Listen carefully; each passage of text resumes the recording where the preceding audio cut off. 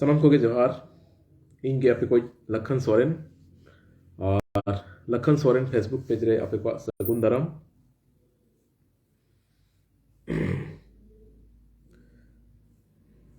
तबे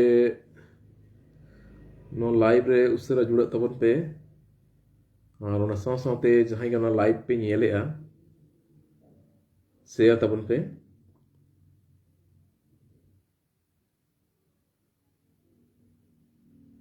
हिराडल Kisku good morning Debashish Hansda जोहार।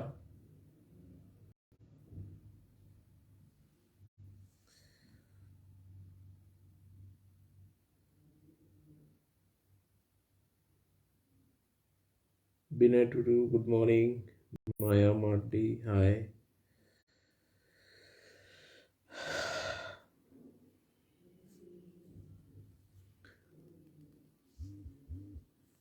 आपे को तला रे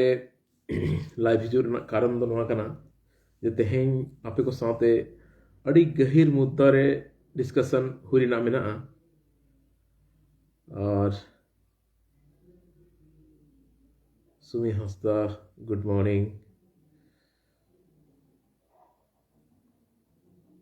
रविनाथ बेसरा गुड मॉर्निंग। और जेमन आपे जत पे बड़ा कर गया से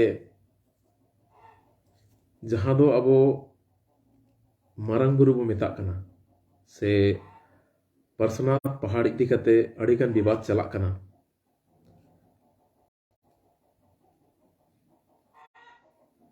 इन ओना मुद्दा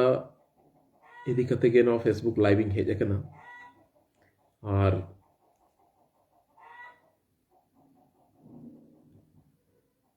जेमन सेदाय खन गे अब जतक्षण मारांग और जतक्षण मारांग मारांग बुरु गेबो न्यूमा अब सांताड़ हपन जहां के मेना कर बोना भारत रे से बांग भारत खन बाहरे नेपाल बांग्लादेश सानाम को गेबो मेना जोहार मारांग बुरु। तबे तेहिं अब मारांग बुरु जहां बो मेता कना ओना अड़ी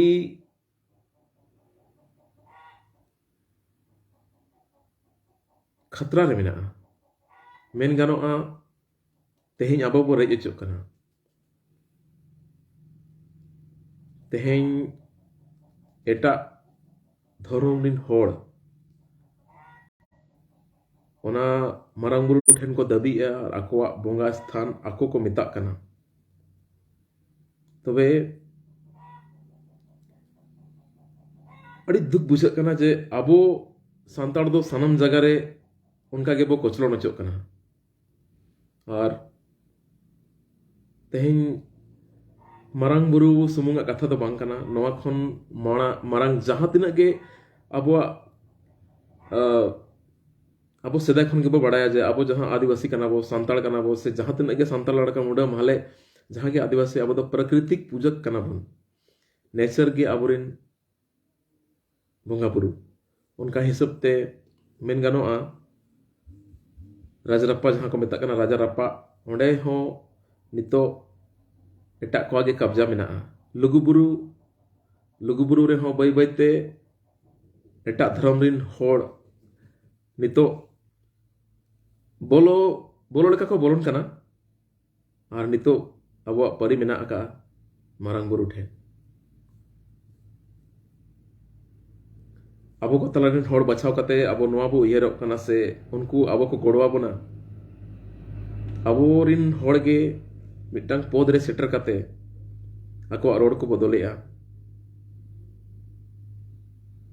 अबवा भोट ते से बंग अबवा दाड़ेते अब उनको मिटंग ठावर बो सेटरेट को और अड़ी गर्व अड़ी प्राउड बो फील जे बांगा अब मिटंग होड़ चेतन धापरे मिनाया जहां दो अब को दुख अब को कष्ट उनी नेल तबना है और उनी अब को ठेन दुख तिसो बाय अचवा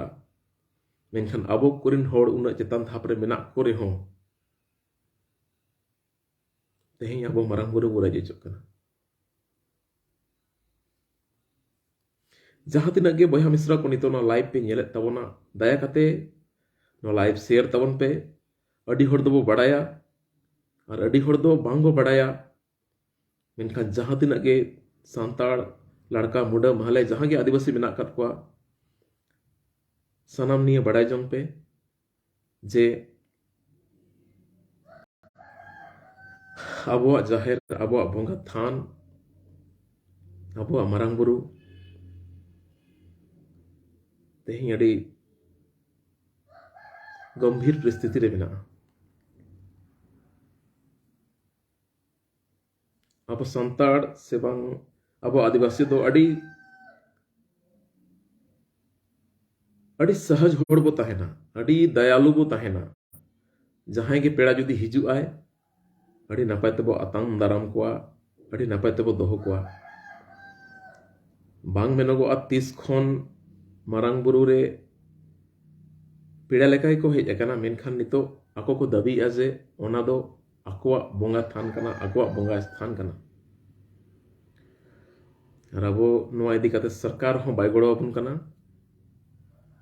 তবে ওনা বাঞ্চাও লাগিত তে sanam ko ge jaha tina ge आदिवासी बोया को मेना akat peya Bihar Bengal Assam Orissa Nepal Bangladesh sanam ko ge 10 तारीख सेटरो तबन पे मारांग बुरु लतार जहां दो मधुबन को मेता कना और मधुबन रे अबो जुमिद उदुक कते सरकार अब बो सदरया जे बांगा मारांग बुरु दो आबोआक कना और सेदाय खन आबोआक गे ताही कना नोरा हिस्ट्री नेल लेखान आबोआक देश औरी फुरगल लैंड खन ओना दो आबोआक मेनते के को मेता कान ताहेना मेनखान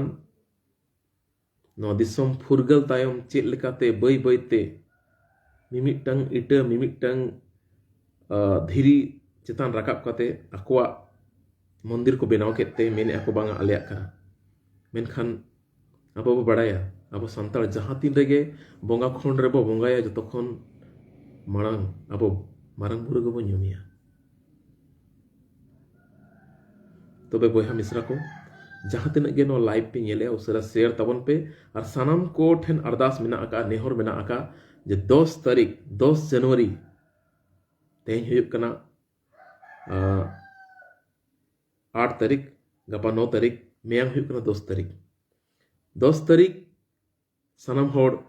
गिरिडीह जिला मधुबन मारांग बुरु लतार सेटरोमा और आबो को जुमिद दाड़े उदुक कते सरकार ठेन नोआ मैसेज बड़ाय अचयमा जे मारांग बुरु दो आबोआक गे ताहे कना और आबोआक गे ताहेना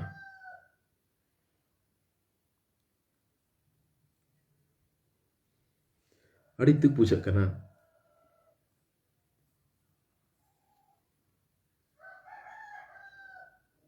मारांग बुरु आड़े पासे जहां तिनक गे हासा जायगा मेना आका सनाम होड़ होपोना कान गया ओना साव सावते बुरु चोट रे होड़ को ताहेन कना तिनटी अतु मेना ओडे होड़ चास बास काते को असुलुक कान ताहेना मेनखान नितो नोंकान समस्या सेटरा कना जे आम अमी गई डांगरा हो ओंडे बाम गुपी दाड़ेया से ओंडेना लिंजिन दा हो बाम न्यू दाड़ेया ओंडेना सहान साकाम बाम पेटेज दाड़ेया नो नोकाना परिस्थिति सेटरा कना अबो तलाते ओनातिन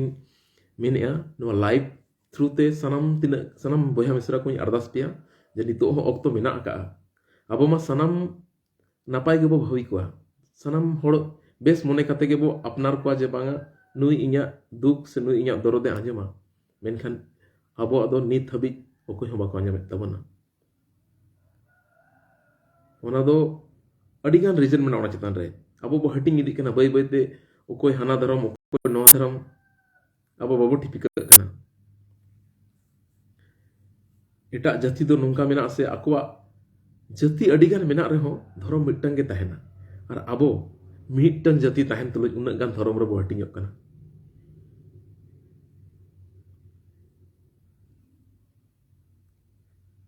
तबे बोया को मिश्रा को आपे कोठेन अरदास मेना आका 10 तारीख सनम होड़ सेटरो तबन पे गिरिडीह जिला परसनाथ पहाड़ लतार मधुबन रे और अब को जुमिद जेमन उदुगोग मा सतरोग मा और अब मारांग बुरु बो बांचाव दाड़ेया मा सेदाय खन गे ओंडे दो आबोरेन हापड़ाम को बोंगा बुरु सावते आबोरेन हापड़ाम को चोटर अगू कट कोआ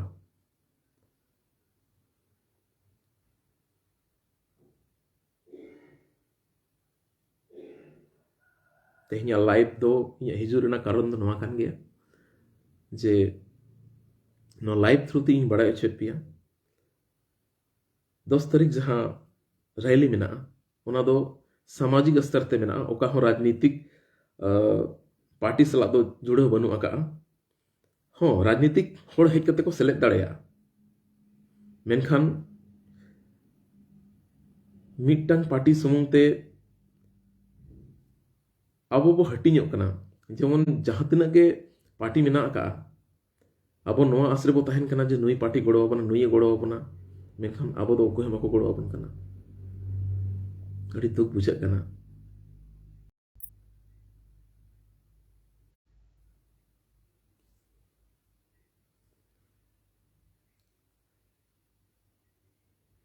मेनखान नो लाइव ते नो गिन बड़ा चेत पिया जे 11 जनवरी 2023 मधुबन पार्श्वनाथ पहाड़ लातार सेटर तबन पे और अब को जुमीद अब को रैली सफल तबन पे